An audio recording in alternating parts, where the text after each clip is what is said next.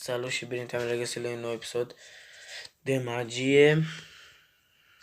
Toate cărțile diferite, da? Vedeți?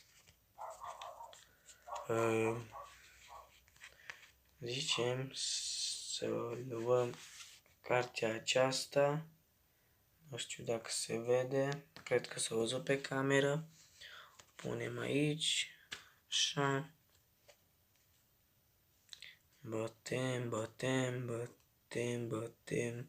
Bătem cărțile. Bine.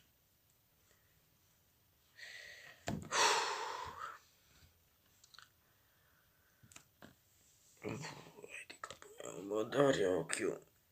Chiar acum când fac un videoclip, chiar acum pălește să mă doare ochiul. Nu, în fine. Era cartea asta?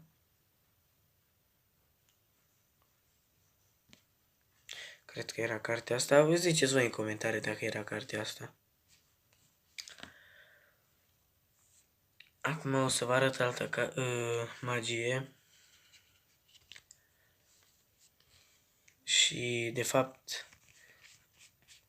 luăm această carte. Acum am voie să mă uit și eu. Bun. O punem așa. Uite. Așa. Ceva. Bun. Ați prins o ideea. Cum trebuie.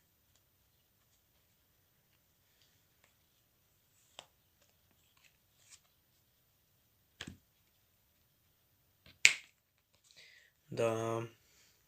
Uite-te dacă mă duc cu carte. Stai să mă duc mai în față un pic la cameră să vă arăt. Stai așa. Așa ceva. Și mă duc carte cu carte.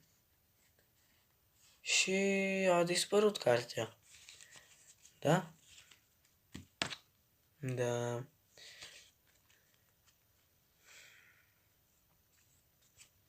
Bătem iarăși cărțile. Bine. Bat eu bine cărțile.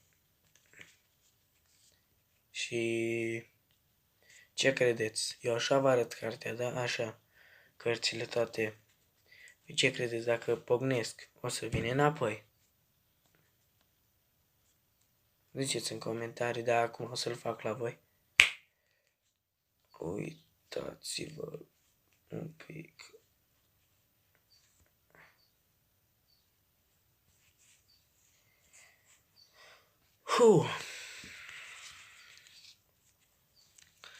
No, bun.